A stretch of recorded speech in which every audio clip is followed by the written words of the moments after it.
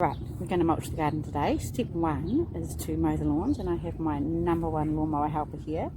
He is a machine, I tell you. So what are we going to start with, mate? You turn your fuel on. We already have. You already turned it on?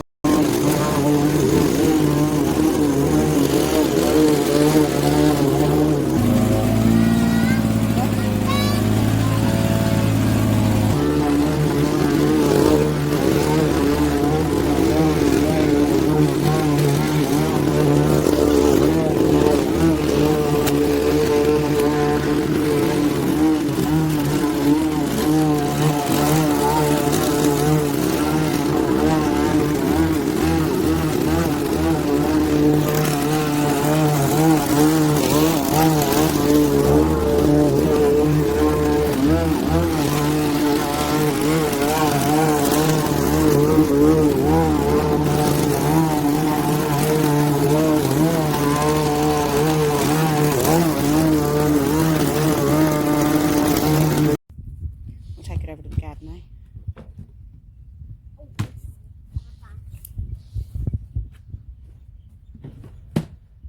Woo! So I'm just going to put a little disclaimer in that Hamilton does get paid to mow the lawns. It's not slave labour, and he actually loves it. I tried to sneak in and get that done without him because he was busy building a hut, and he heard the mower, of course, and was there in a flash with his boots ready to go. Oh, what do you know? Now it's going to help. So we've got newspaper, horse poo. Now rural New Zealand isn't that far from anyone, and there's always someone somewhere selling sacks of horse poo at the gate, so I recommend getting some. Otherwise getting some chicken poo, or anything, any kind of Poop. cow or horse, or poop, not And so what we can do, because this also can build your garden up. So just be good.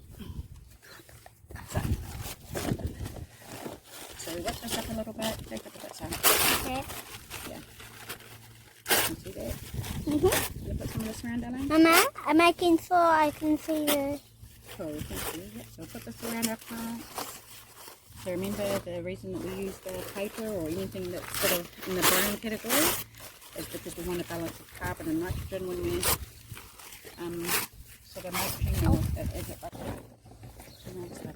Okay, I'm just showing it the garden. Oh, and then we get the poop. Don't be afraid to touch poo, because there's really only grass or a bit of grain. Oh, there's a worm in there already. You sprinkle it around. And then we get our, we'll put some on the front. Yeah. No, this is delicious. The plants are going yum yum yum. And then we get our mulch over here that Hamiota over here, son, that Hamiota so kindly did. Do you want to get some, darling? Okay, and we put it around. Now remember, we don't put it too close to the sun. You're not watching. We don't put it too close to the. We don't want it to burn. So give it a bit of breathing room, okay? A little bit of breathing room. Go to this one, bud. No, that's showing. Yep, around here, darling. No. Around here. That's it. Want to get some more, buddy? That's it. A little bit more. Well done. So basically what we'll do is we'll mulch our whole garden like that, bit by bit. Here's my little mate over here does all his lawn mowing, and baby girl helps me do all the mulching. And just, I'm pretty sure you guys noticed there was a bit of slug slam in the garden. Now, in case a few of you were going, what? I have for years not refused to use slug slam, and I try very hard not to use chemicals or anything of the sort. This is the first time I've used it. It was here when we moved here, and I just can't keep on top of the snails. So over the years I've made beer bombs, or, well, you just put beer in a jar lid. I don't know if you actually call it beer bomb, that's what I call it. Or you can mix yeast in the water and do that. I have used eggshells, I have used sand, I've even made little fortresses out of little broken up sharp sticks around each of my seedlings, to which the slugs and snails laughed as they went over, I'm no doubt. At this point in my life, the easiest thing is to just use a little bit of bait and go out in the morning and collect the slugs and snails before the birds eat them. And to be honest, I don't think they're that interested in them anyway, because I haven't been that early lately and they're still there. I don't think the birds really like them because they're a bit stingy. So you need to be keep some balance of what's easier for you. At the end of the day, you're growing a garden, you're feeding your family, you're doing your best. If you need to use a little bit of slugs neem, sometimes that's what you need to do. I would be a little more wary if I lived around native bush with native birds. I'd be a lot more vigilant. Just back out in the garden, and I was going to post this video and realised that I hadn't really made that clear what I meant about using slug slam and stuff like that. At the end of the day, you want a healthy ecosystem in your garden. That's what we're trying to create. Slugs and snails are actually a vital part of that. Other bugs eat them, birds eat them, etc, etc. So I'm not saying, yeah, go use chemicals and toxins in your garden all the time. Obviously that kind of defeats the purpose as well for healthy food.